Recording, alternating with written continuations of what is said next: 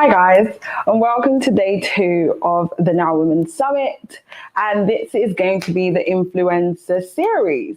My name is Kiishi, and I'm a stylist and also a fashion influencer.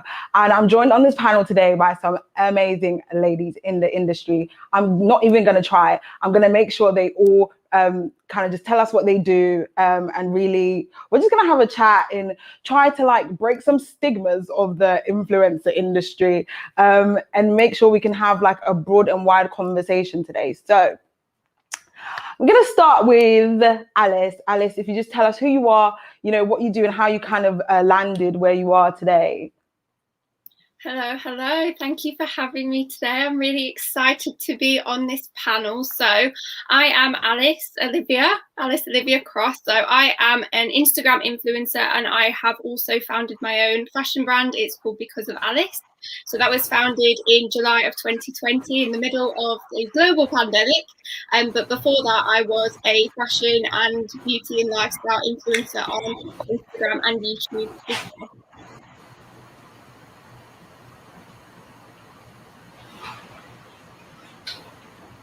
Amazing. And Nastya, if you want to introduce yourself and what you do. Thanks, Kiishi. Hi, I am Nastya Barkan. I am a day-to-day manager working in music management for a company called Friends at Work, and I'm currently in Los Angeles. I ended up, which is a bit exciting. I actually ended up doing this. I pretty much decided when I was at university, kind of, not one day, but I decided I was like, I want to work in music management. And, you know, a short while later, that's pretty much what I ended up doing. And it's been a pretty sweet ride from there. Amazing. I can't wait to really unpack your journey all the way over there on the other side of the ocean. And Sedge, if you want to just introduce yourself, please. Of course. So hi, I'm Sedge, and I am the founder and MD of an influencer marketing agency called Scene Connects. So we do all the influencer work for eBay, Nike, Bumble, quite a few different and broad clients. Amazing. And lastly, Hannah, if you just want to introduce yourself, please. Hi, thanks for having me today. My name's Hannah, and I am the founder and director of HLD Management, and we manage social media influencers, personalities, reality TV stars. We have about 32 clients on the books currently, spanning from 16 million followers down to 20,000. So it really has like a good sort of balance, and you know, we work on their personal branding, and I guess me and Sedge kind of really cross over in what we do on different levels, but we manage their careers and their PR side of things too. And it's amazing to hear that. Obviously, we've got 2 women that do similar things. I want to jump right into it. Influencer management, it's just a big heap of something. So if you can, Hannah, just try to explain what that entails for people that might not understand or not kind of versed in that industry. What is influencer management? So it was interesting when I saw the questions. I was like, God, what do I do for a living? So influencers are someone. It's a career. It's a very new career. So it's probably why it's one of the most asked questions. Yeah. And, you know, one of the biggest things that we do is we brand influencers and give them a personal branding. And then from there, you know, we manage their jobs and make sure things in line with their branding. Everyone always thinks, oh, influencers are so easy, you post posts. It's very hard. If you're working with high-end brands, they have a very, very specific, way of doing things. And, you know, for example, Pandora, we recently worked with them. One of our clients has gone, Victoria, I don't know, she's been in the magazine, she's stunning, beautiful dark skin influencer, really like paving the way. And she would send, you know, all these lovely jewelries, but it's like, you know, how do you make that really organic and really show that your audience that you're really interested in that item, and at the same time showcase it? Because the reason influencers need management is essentially it's marketing, but on a cheaper budget. So you're no longer utilising billboards and TV ads, you're utilising influencers who've got a direct consumer, relationship, and it's something that I don't think people quite grasp yet, but they will. Wow. It's a lot. So basically you do a lot. And what, I suppose the first question that really came to mind for me is, why would an influencer want to have management? Like what is the difference? What do they get when they have management? I suppose the first thing that also comes to mind is security, direction, things like that. So what would you say, Sedge, as someone that is like managed influencers and stuff, what would you say is the big thing that you offer? Yeah, so I actually don't manage any influencers. We never have. It's something that I think Hannah's probably far more patient than I am to be able to do it. For me, what I do and where I would come in is making sure that the brand understands why they're working with influencers, what the benefit to influencer marketing is, how it can live outside of just a square on Instagram. And the benefit our side, I guess, of having an agent is every influencer is a business within their own right. And if you are managing yourselves, you're kind of creating the content, trying to negotiate, doing your contracts, and actually the legalities around who you can and can't work with, whether you need to, keep different ads between X amount of times of posting. The manager just means that you've got someone there to kind of streamline negotiations, to make sure that it's fair pay, someone to make sure that the contract is watertight. And actually a manager in our cases quite often can just speed up the process because they're experts at kind of managing those mini businesses, being the influencers themselves. Yeah, I think it's only important that we dive into actually the mind or the lifestyle of an influencer, which is amazing and great that you're here, Alice, because I really want to understand what kind of like the mindset is, the timeline. I mean, from going from the 3K to where you are now and kind of like pushing that glass ceiling. I think the first question I want to pose to you is, how did you kind of like keep your head down during that time from micro influencer to where you are now? Well, it's a difficult question because the industry as a whole has changed enormously since even I started doing this, and I've only been doing this full time since 2018, I want to say. I think it was either 2018 or 2019, but even if you go back to then, the industry as a whole was an entirely different ball game. It was so much more unregulated. It was almost hardly a career at that point. The people who were doing it for a living were keeping it on the down low. Like, it wasn't common knowledge that people were earning money from it. And when I was sort of starting out, maybe around the sort of 5K mark, there was no such thing as a micro influencer.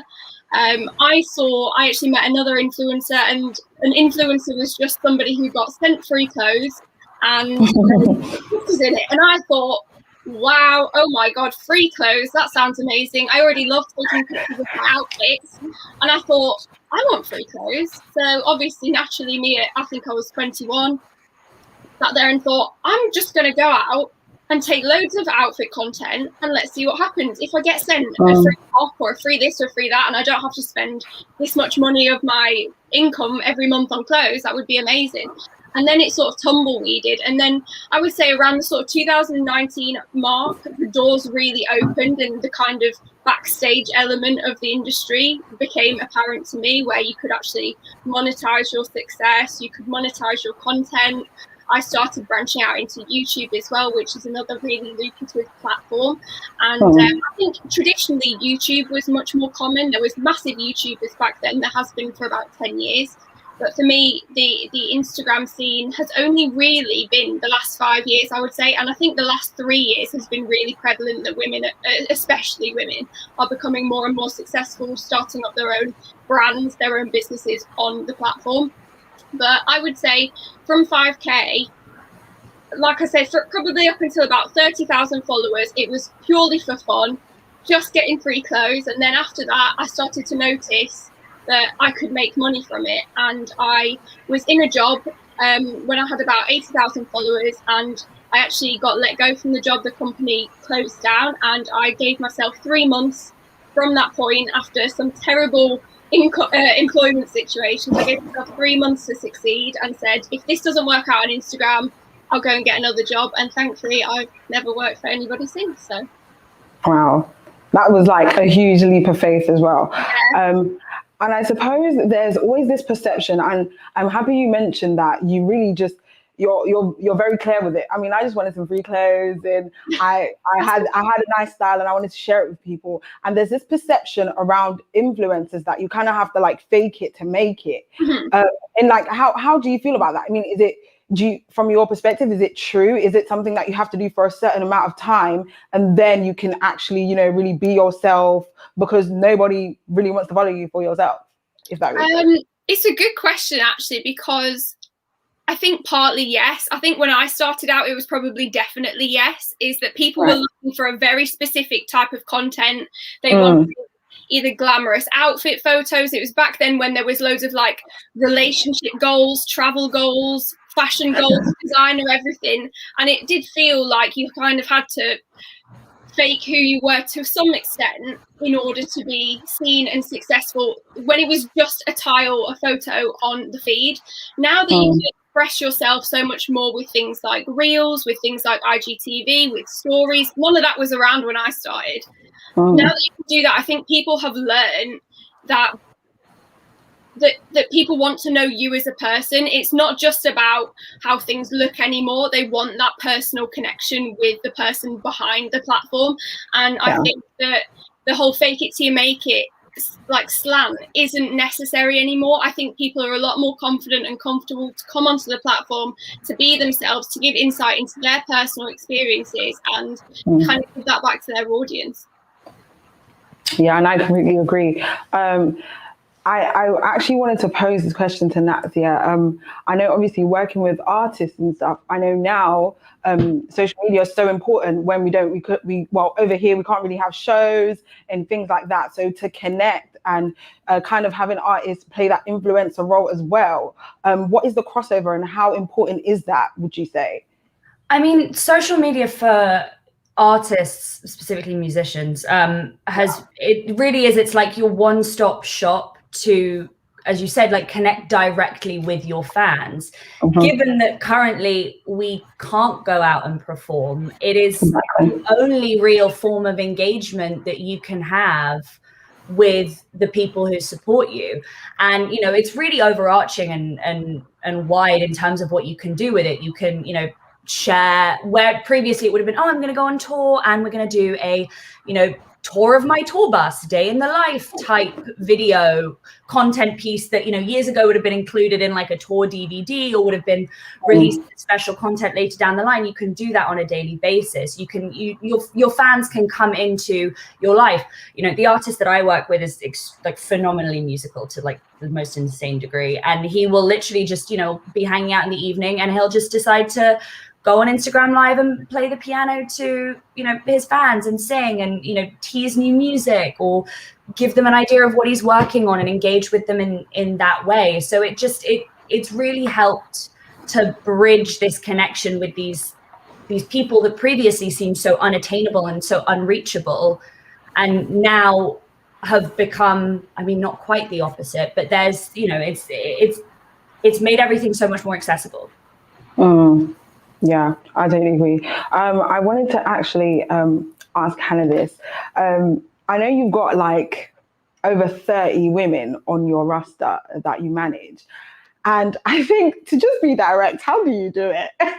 I mean, women are amazing, but they can be a lot. So how did you create that community of women? Because I see on social media how they engage with each other. They've got each other's backs. How did you create that community, that livelihood between over 30 women? So this like industry as a whole, like media, it can be a really cutthroat. Like I think whatever section of media you're in, especially as a woman, you know, it's quite an intimidating and daunting place, especially the bigger you grow, whether it's an influencer or if you come off somewhere like Love Island and it's like you're not really sure, you know, how people are going to react to you. And when I started HOD, you know, I'm 26 myself, and I know what I wanted. If I had a manager who, you know, what would I want out of that? And I think sense of sisterhood, a sense of, I don't have to tear other people down to get to the top. We can kind of all come together and have this like family unit. And I'm quite selective. I think it comes down to when we go through that selection process of signing girls, they really do have to have those same qualities that we're looking for. You want to be part of like a community of women who want to support each other. We've got even the girls with the biggest followings, they support the girls who are micro influencers and are growing. And all in like group chats, we do events together, and it's just so important, I think, to have that safety net. Sedge spoke about how, as management, we protect clients. Well, if we could create a community where the girls also protect each other, then actually we're winning and we're kind of just growing and helping everyone else grow too. But 30 women is a lot of personalities. So it's something you have to be aware of, especially like my team, like I my staff as well. I'm like, listen, there's some big personalities. And then I guess it comes down to me as a manager of everybody, of like, right, who fits best with who? Like, who, and then, I know the girls that have fiery personalities and the girls who maybe aren't as confident to speak out. And I try and like introduce them so they're like friends. For example, we own a studio and I've got Carly Brash and Michaela James. They're together today helping each other shoot content. And that was another thing that we wanted to do. So it's really helped, especially during a pandemic where, it's literally a very isolating place. Like I'm sure Alice, Sedge, Nastia, you've all kind of had the same thing. It's like we've all felt very isolated. So actually the community's actually only got stronger for HLD because of that. And it's allowed, the girls who live alone create social bubbles with girls who do the same job and create even better content. I'd love to be in LA right now, to be honest with you. But, hey, I said it is going to rain tomorrow, so don't. Me too, tomorrow. And I think it's really important that you spoke about the culture of women, trying to come together. And Alice, I mean, how do you feel about collaborations being genuine or ingenuine in the industry right now? Because I mean, I know there are people that are coming up that might want to, do some collaborations that's between influencers and things like that. But how do you feel about the culture of between influencers when it comes to, collaborations or coming together, or be it let's go shoot together at a certain location and things like that?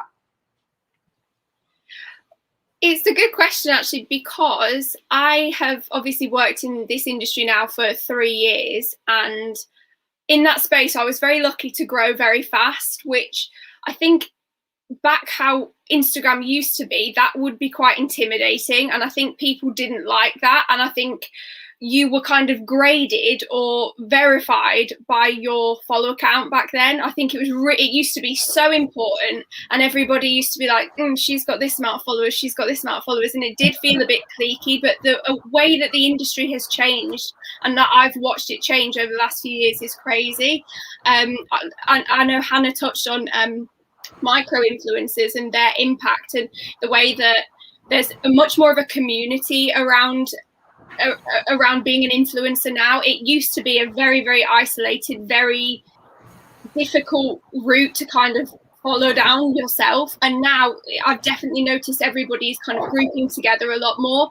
It's become a much nicer platform, in my opinion, because the focus has been put back on the content and the quality instead of just getting money from it. So there are so many girls that I follow now, less than 10,000 followers. It's not about the followers anymore, but I just love the content that they take. They take beautiful imagery. It inspires me in my job. And if I can support them by following them, engaging with their content, then that's amazing. But I have to equally say I've met some of the nicest, most genuine, most helpful girls in this industry, because we all know what it feels like. And it has been difficult in the past. And I mean, I go out and shoot content with other influencers because equally it's a lot of pressure to put on somebody else in your life, whether it's your parent or your boyfriend. And it's hard to separate business and personal in that situation. So when you meet another influencer, you can kind of know what you want from each other, and it doesn't feel like you're using somebody because you're both benefiting. So it's definitely almost like a little business arrangement that works for both of you, and you can support each other and also get great content out of it, which is amazing.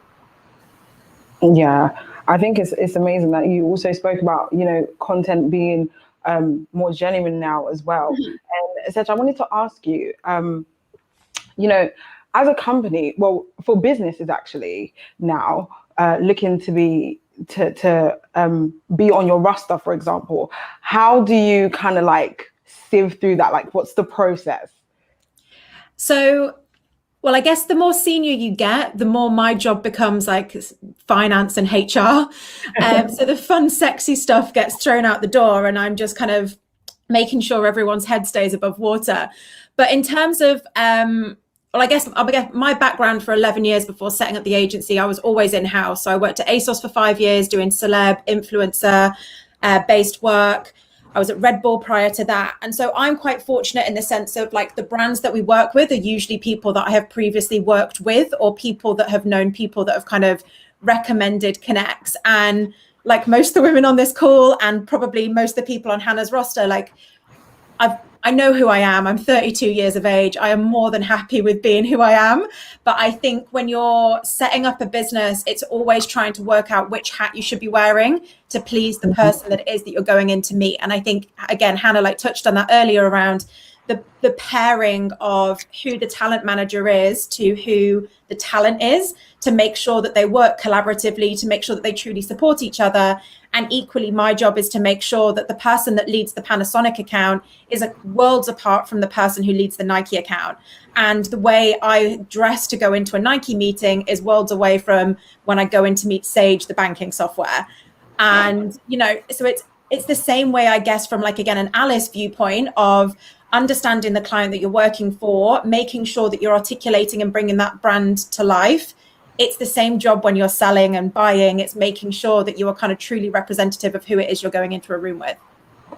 And on the direct flip side for influencers, when making that connect with influencers and brands, what are you looking for from the influencers, for example? Because I know, in the past, sometimes when people have like ads on, it looks a bit fake, or they want it to be a bit more real and connecting with what they already do, and things like that. So what are you looking for? What catches your eye to want to give a gig to an influencer? So like the USP and the reason why my business exists is because I want to prove that this shit works. And there are so many businesses and people out there doing an appalling job at this, which is why influencer comes with such a negative connotation. And so for me, we will always make sure that the influencers are vetted, that their audience is legit, that they are going to drive whatever the brief needs it to deliver. So, there's one of our clients, which I think I'm under NDA, but is a very, very well-known beauty brand.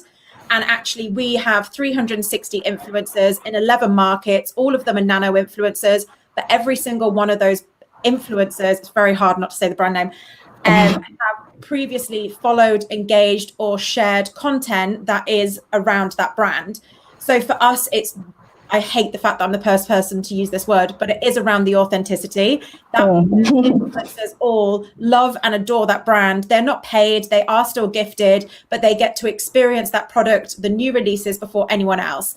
And my KPI is around making sure that you've got influencers that are truly engaged and that drive as much content as humanly possible.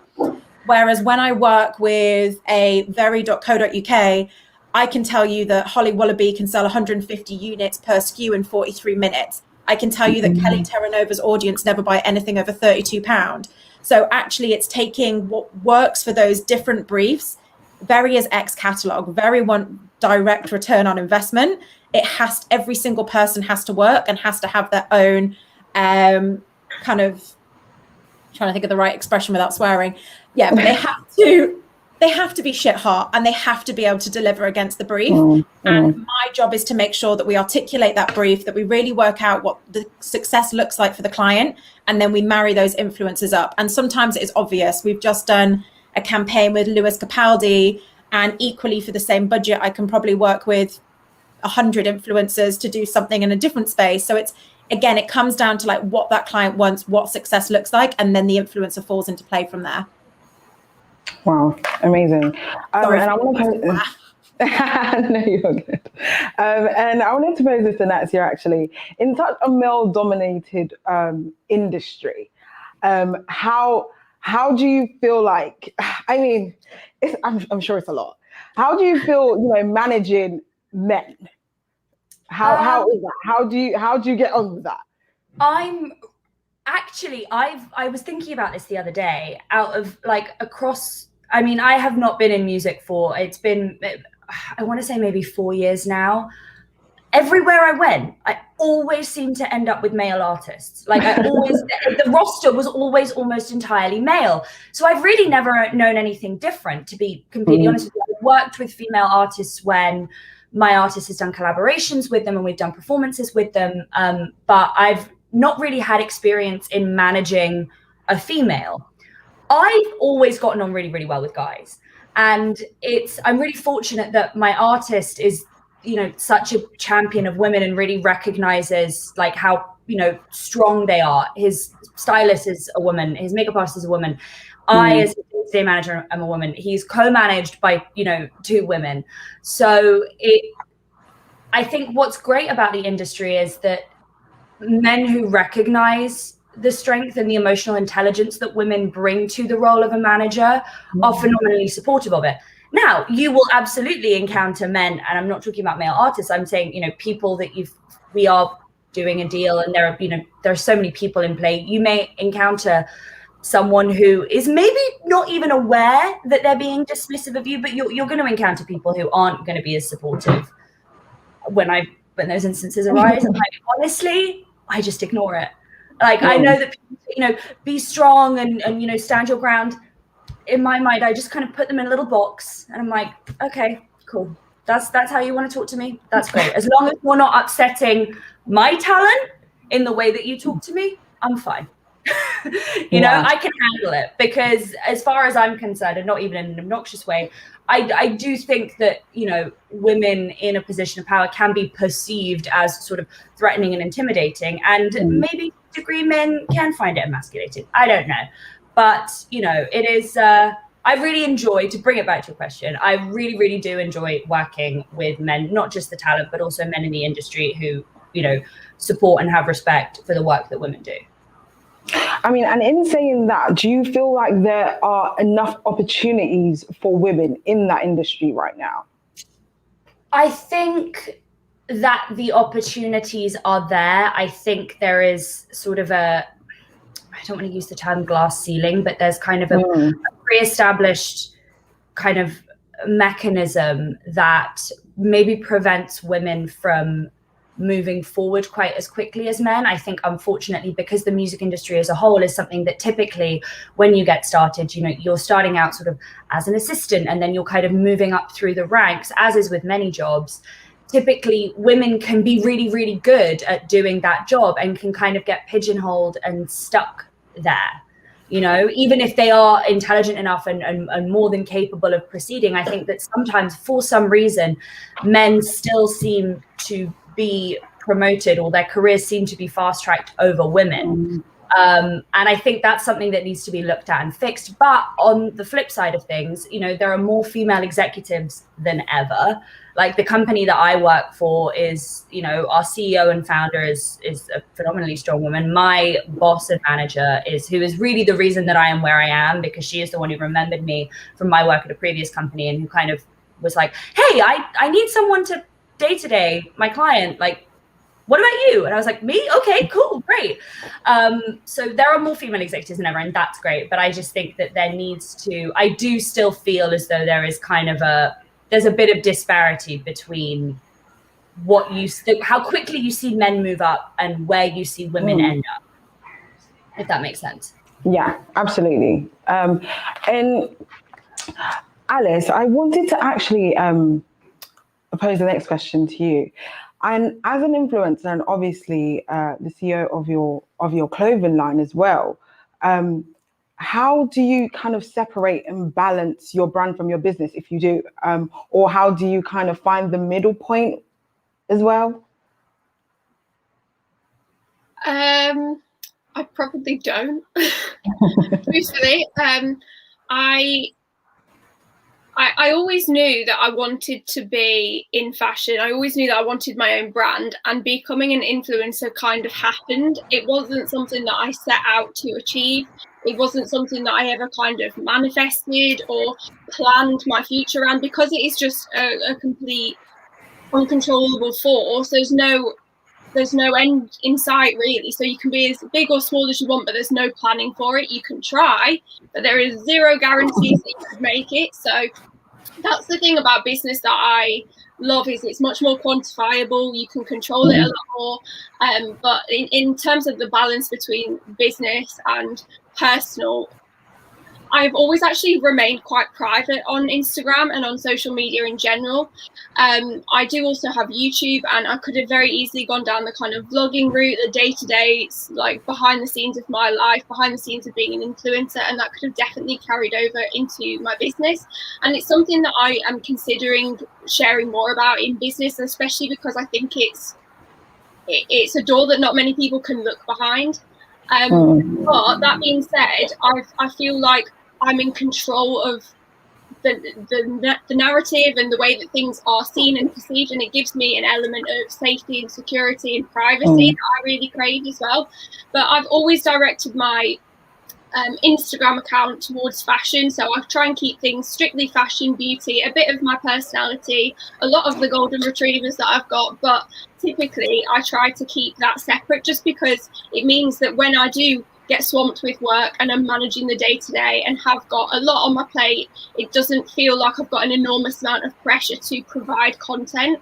And it also sets a few boundaries, because just because I'm online doesn't mean that everybody's entitled to know every detail about me. And I think it's also shielded me from trolling and negativity. It's really, really helped by controlling it, but there is definitely a desire there, and it's difficult sometimes to find the boundaries. And there has always been that kind of, should I share this? Oh, I'll just pop that on, and then you go to regret it. But I would say that my business also wouldn't be here without the platform that I've created. So they are one of the same, like they do blend together.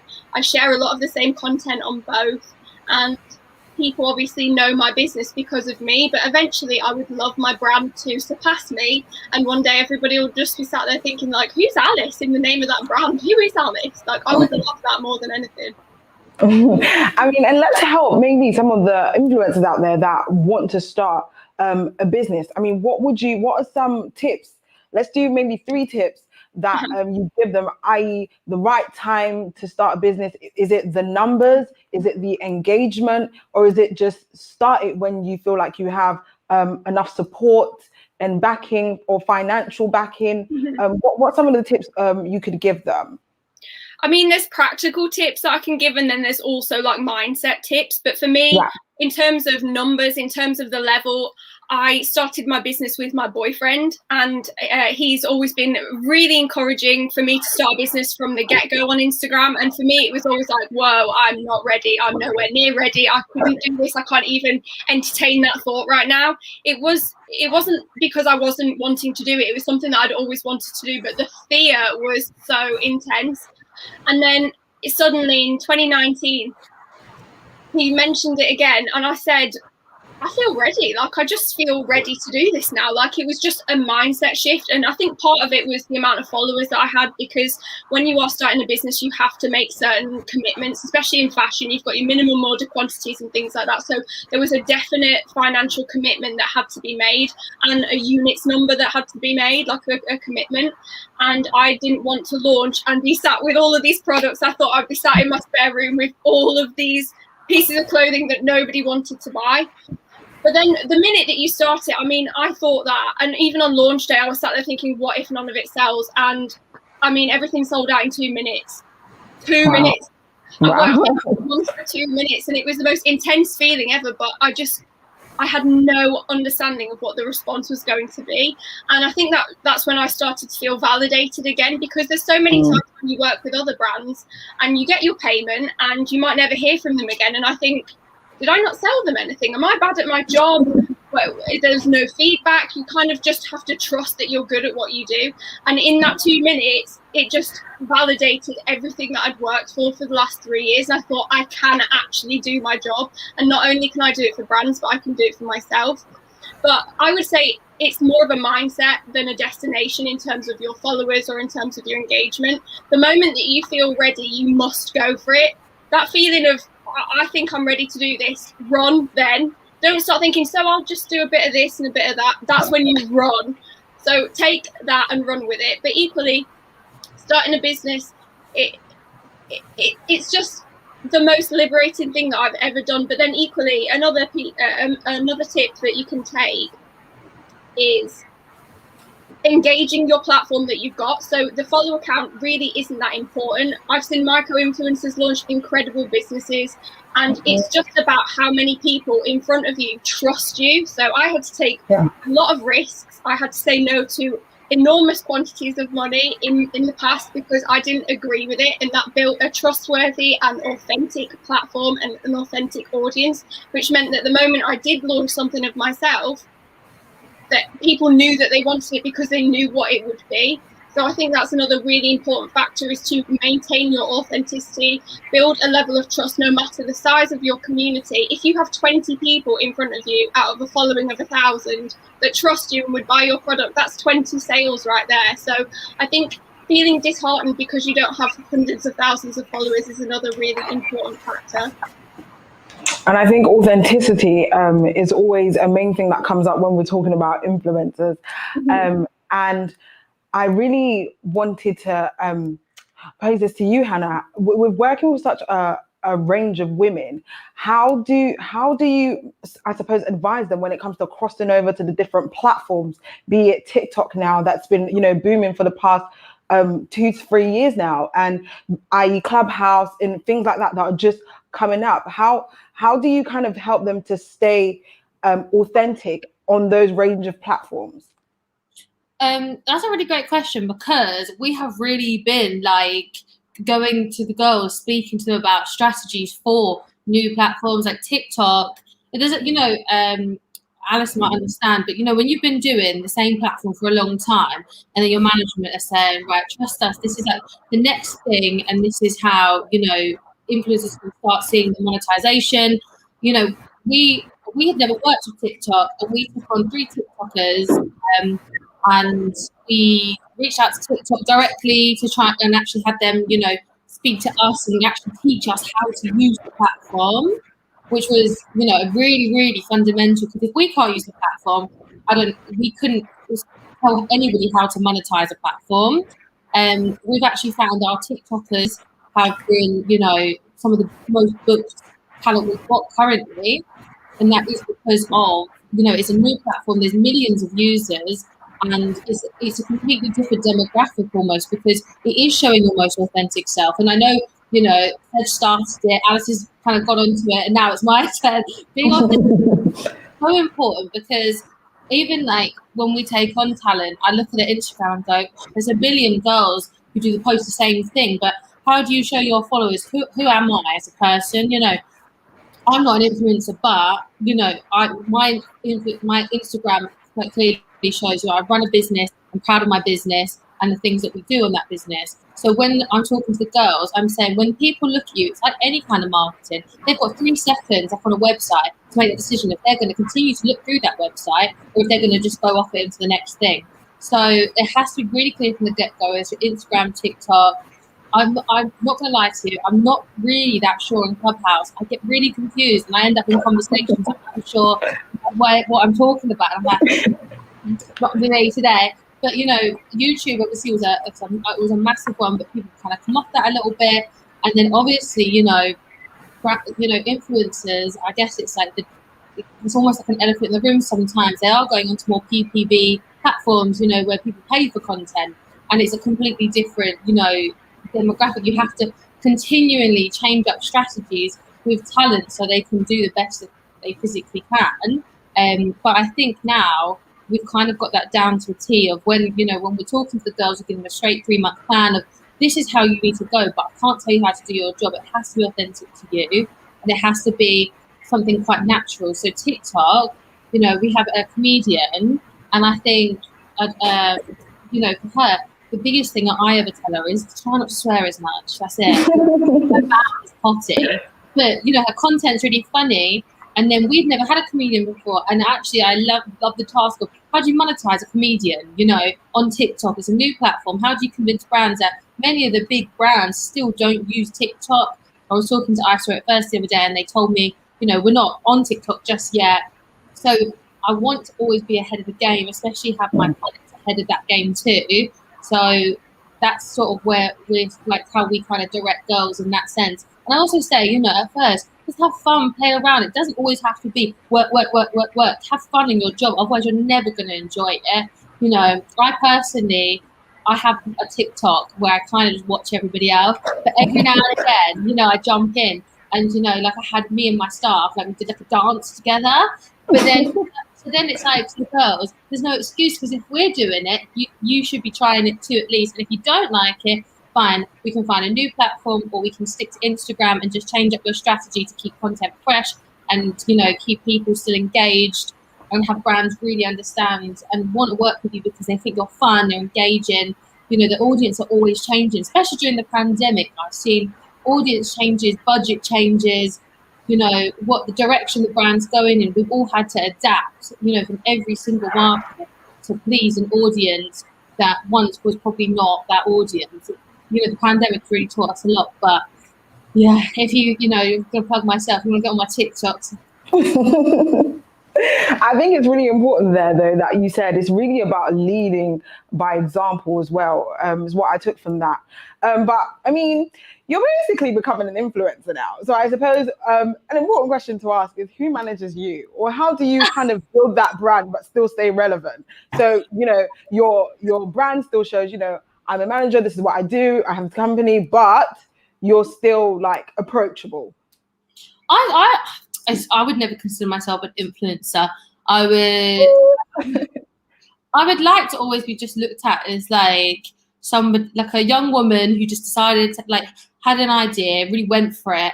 And I've really always focused on branding my company. And I've always looked at, like, you know, massive like fast fashion retail, like PLT, have branding on point. And, you know, I've really noticed as well that my company's really rebranded several times as I've evolved as a business and as, like, you know, my, you know, the ladies we take on, and, you know, everything's always evolving. But me personally, we always have a joke that as we have International Women's Day, people did ask me like to do things, and I gave that job to one of my talent managers, Ella, and she was like, oh, you know, I'm Hannah's manager now, and it's, you know, it is a joke, but I just think for me, I don't know what happened. For me, it's all about just being really honest, and I try and speak about my business, but then, you know, Alice kind of said the same thing. It's kind of a nerve-wracking thing, you know.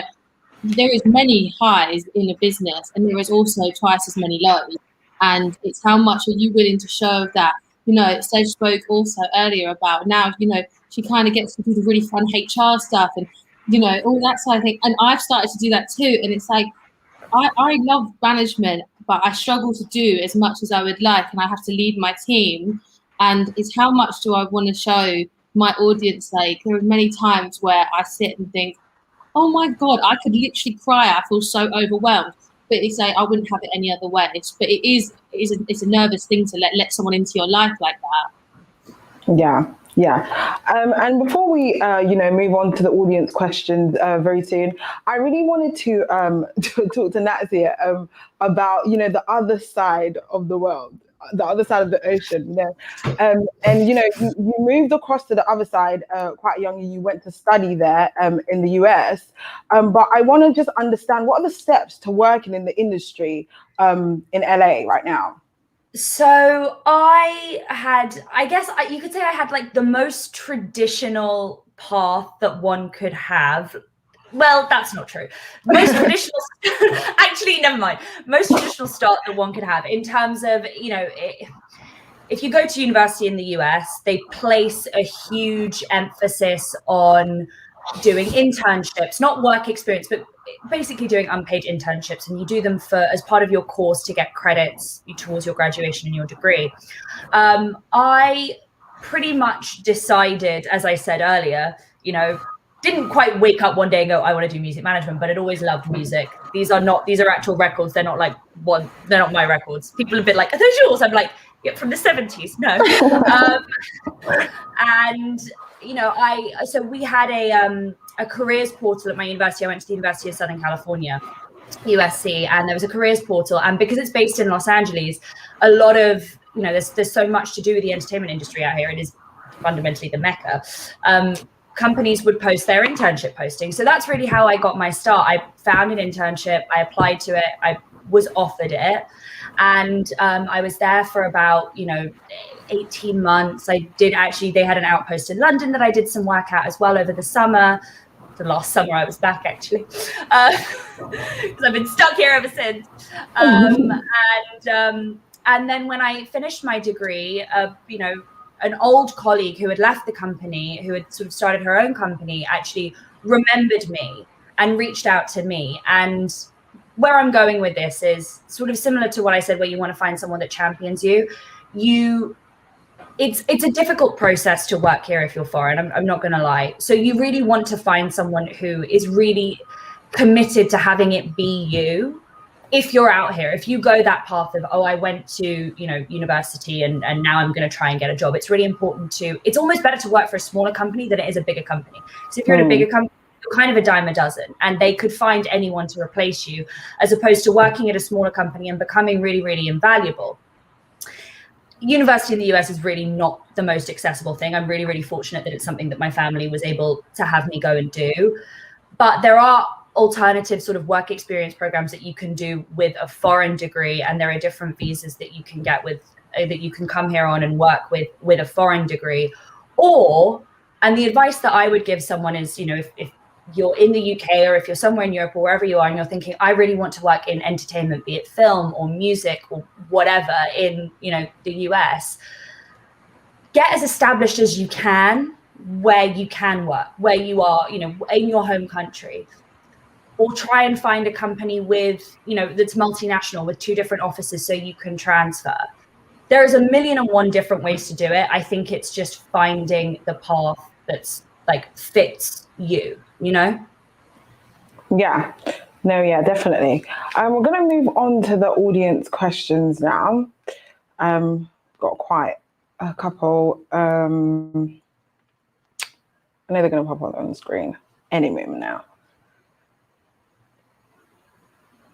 Right, so Genevieve says, do you have any strategies in mind for a good comeback for those who have brands and that target beauty and weddings, since obviously those haven't been as busy since we've been in lockdown? That's posed to anyone, so you can take the floor, anyone that wants to answer that question. Sedge, that feels like a you question. I know, but I didn't want to be the gobshite that just jumped straight in. So I am the gobshite. Cool. So I think, feel your pain. I'm trying to plan a wedding at the moment and it's an absolute nightmare. Beauty brands, from all the research and all the data that I have seen, are actually doing pretty well during the pandemic, because everyone has kind of got more time for looking after themselves and thinking about their routines. And equally, when there is, I don't wear makeup every day. I obviously have today, but it's then it becomes that occasion to put makeup on. In terms of weddings specifically, I think your budgets are going to be, again, I'm going slightly blind here because I have no idea about what your business does, what it needs, what its kind of USP is. But I think the main thing would be, how do you generate awareness? How do you make sure that you are constantly front of mind? So, I had a wedding dress fitting on Saturday, and the woman who's doing my dress was saying she's actually busier than she's ever been previously, because she wasn't making as many dresses before because no one knew when they could or couldn't get married.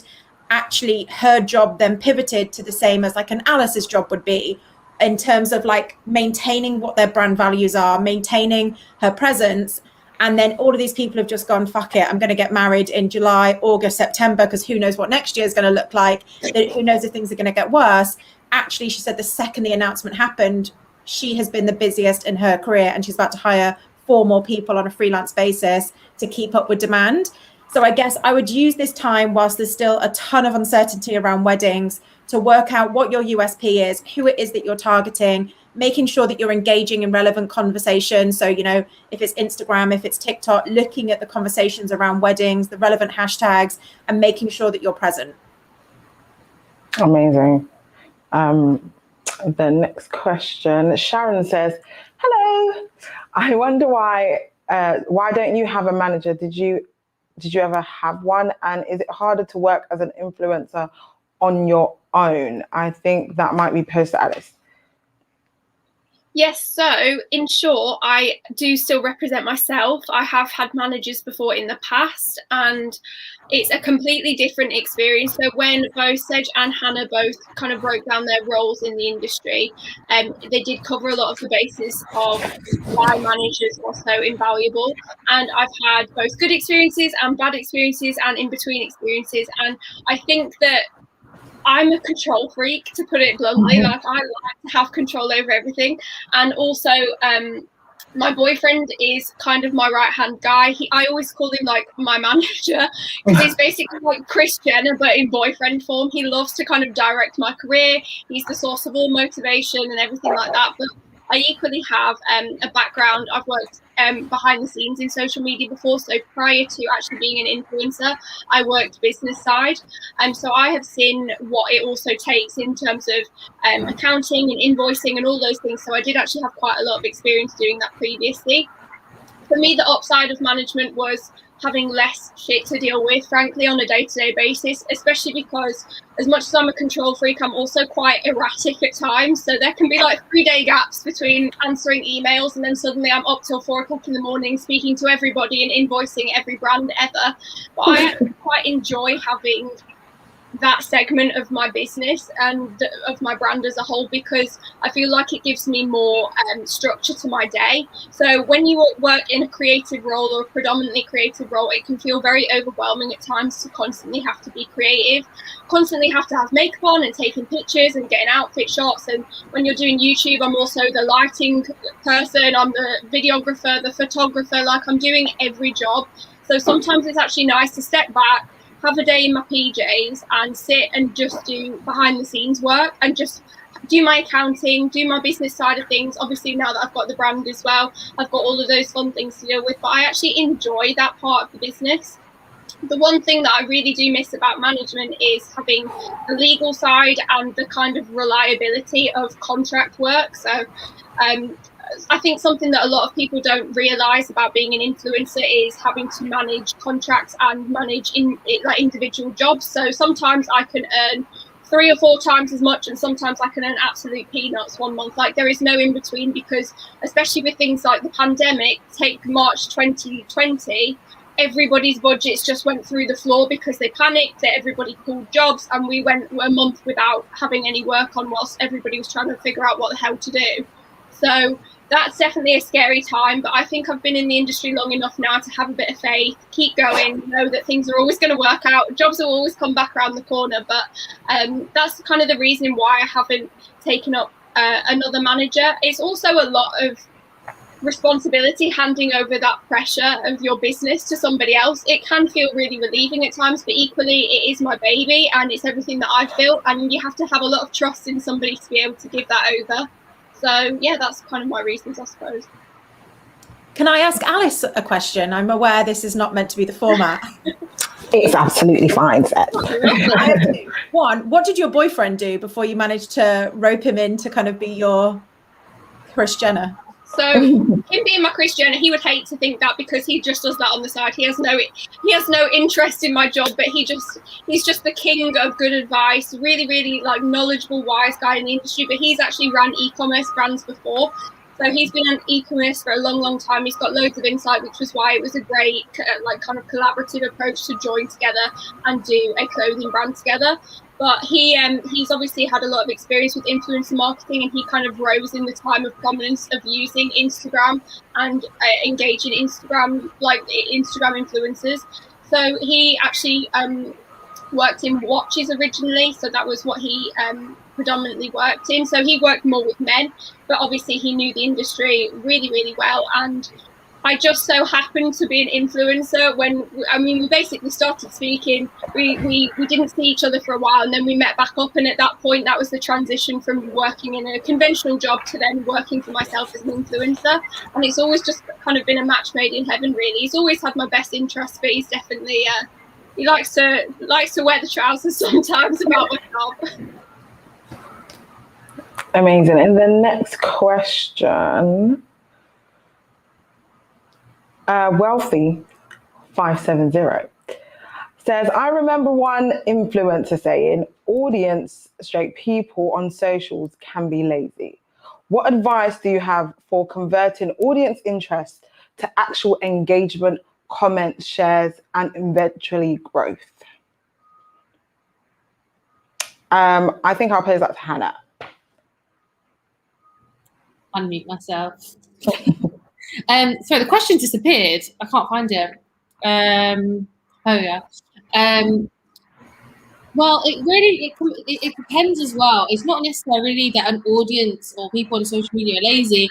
The algorithms are consistently changing. It's a place on a daily basis, and they just physically just don't, they don't get the credit that they deserve. And sometimes I see the most amazing content, and their engagement is terrible. And it's because that's why, I don't know if anyone's seen now, influencers are consistently sharing the little graphics that show you how you can engage with your favorite influencer and really support them. And obviously the privacy laws did change, so you can't send as much. So that also isn't ideal, but you can save, comment. It also do engage more on your stories. Like I've always found that content creators who engage with their audience in their stories, comment back, that your audience is twice as likely to continue doing that because they want to speak to you. That's the whole point. They want that personal relationship with you. And I think it helps to grow, because there's a lot of Els the Witch is a really great one. She's my friend now, but I've been following her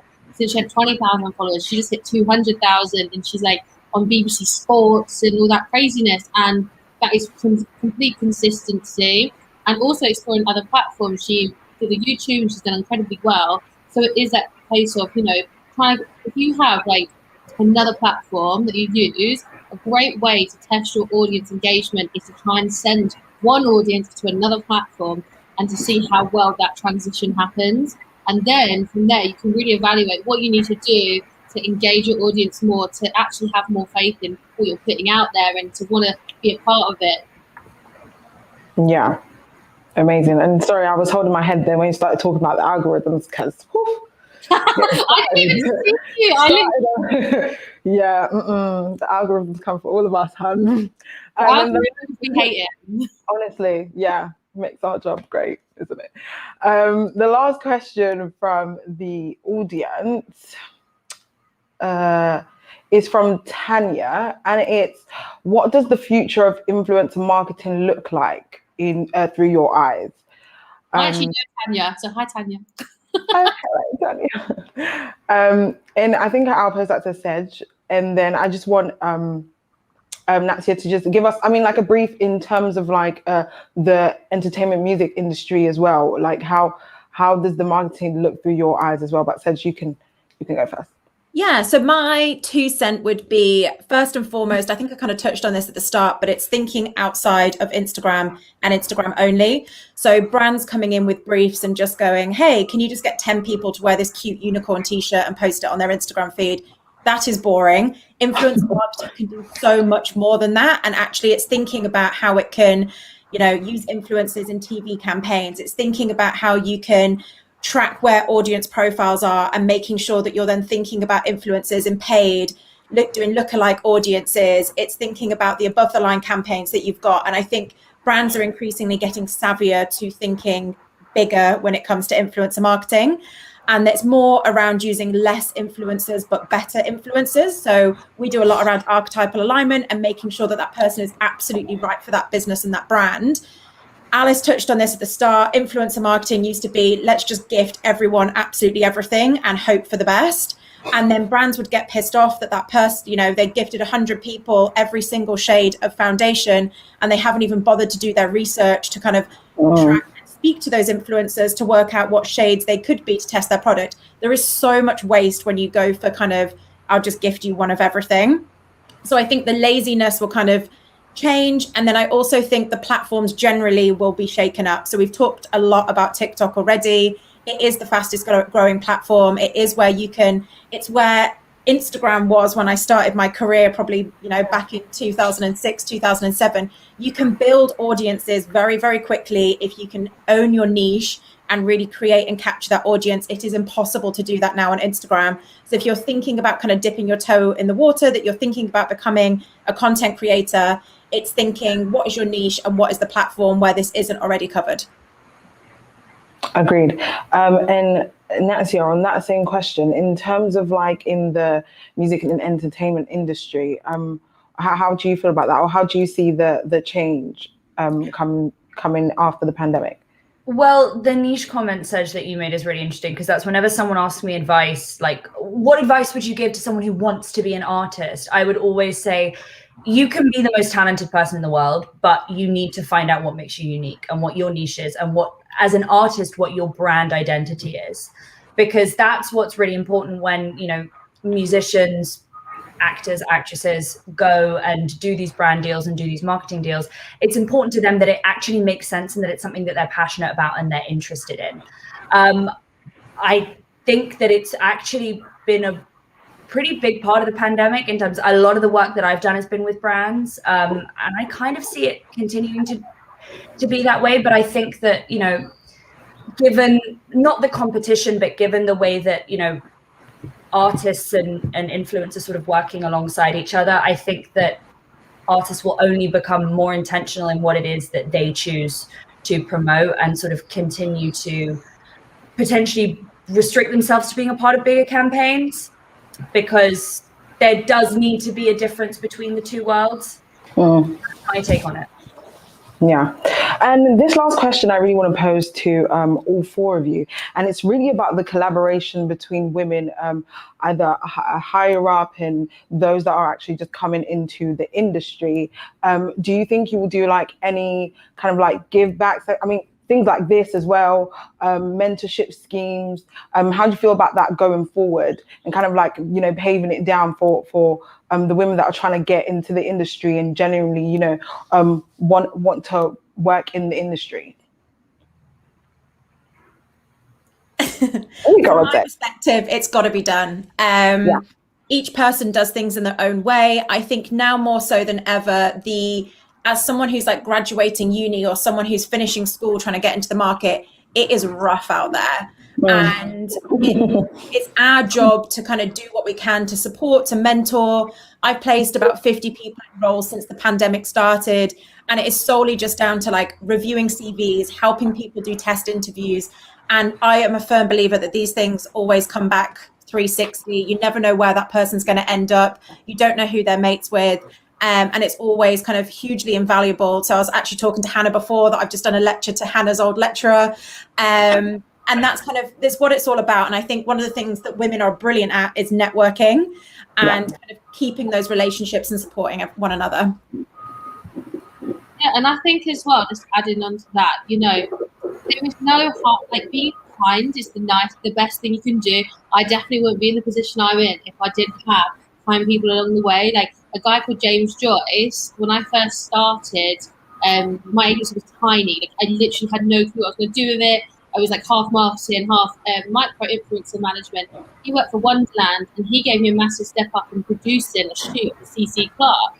So then I like, and you know, those little opportunities, he didn't have to do that. Obviously, it wasn't paid, but he didn't have to do that. So now I've always thought the same belief of however I can help people, whether it's just like DMing people or, you know, just giving advice. I think it really costs nothing to do that. And one day, you know, someone's going to come back and want to work for you. Imagine if they all of a sudden they're hiring Adidas and they're like, oh, I want to work with Hannah because, you know, she really helped me when I was really starting up.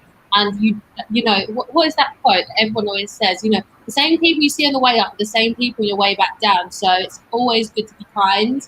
And trust me, like being kind is never. Like, I've never got anywhere being rude to people. I actually am not that rude, but you know, I know people have been rude to me, and now I think not for me. Yeah, I think being rude can sometimes be like people can mistake being nice or being kind for being weak, and being, you know, and they can confuse being stern and tough with being rude. There's a fine line, especially with the latter. So I definitely think that, you know, to your point, it's, you know, just be nice. It doesn't cost very much. And, you know, I think it's similar to Sedge. Like I was on the phone with one of my old music industry professors, because every time someone, you know, they go, oh, do you know of anyone who would be good for this role? I'm like, let me send it over to my old professor, because I'm sure there's a ton of, you know, students, especially girls at my school, who would really love the opportunity. And I should be going in very soon to talk to one of the classes, which would be a really nice experience. But yes, as you said, it does have to be done. There does, you know, I think people need encouragement more than anything. And, you know, not everyone gets to grow up in an environment where, you know, I went to an all-girls school. I was like, I can do anything because I was told that I could do anything because I went to an all-girls school. Not everyone gets that environment. So I think that it's important to cultivate and foster it for everyone and for generations to come. Yeah, and touching on that point that you've just made, Nastia, is that I think if you don't come from a traditional paved way into this industry, I mean, it's difficult anyway in the influencer sector because there is no paved way. We all had to make it up as we went along. But I would say people come to me daily asking me how to become an influencer. It's obviously the new dream job because it is incredible. There are downsides to it, but I'm always asked for advice of how to get into the industry as an up-and-comer. And if I'm honest, I'm already 3 years behind everybody. Like you've all said, the algorithm's changing all the time, and it's sometimes difficult to give direct, useful guidance and information because I'm not with it anymore. Like I'm already getting behind the times, and unfortunately with Instagram, it's not like having a boss that you can go and say, oh, how can I improve, how can I do this? The algorithm just cuts you at your knees and you just have to go for it. So my advice in that situation would be there is no paved path, and you can see it as a negative or you can see it as a positive. And I think that there is no definitive way to become successful in this industry. You just have to go off the well-worn path, go on your own beaten track, and like take it in your own direction. There is no right or wrong.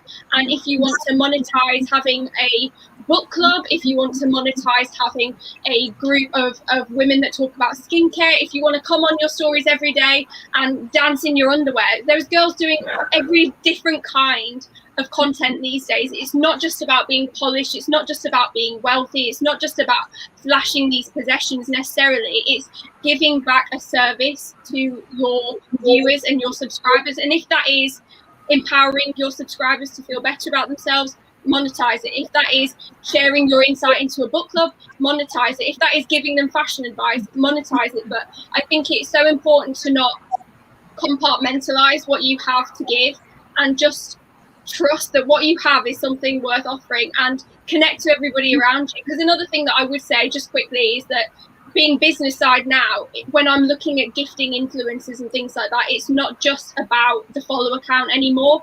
I am not looking to necessarily get loads of return on investment. If I'm giving something out to somebody, I just want your beautiful content. Like being able to use that is special in itself, and it helps to define my brand.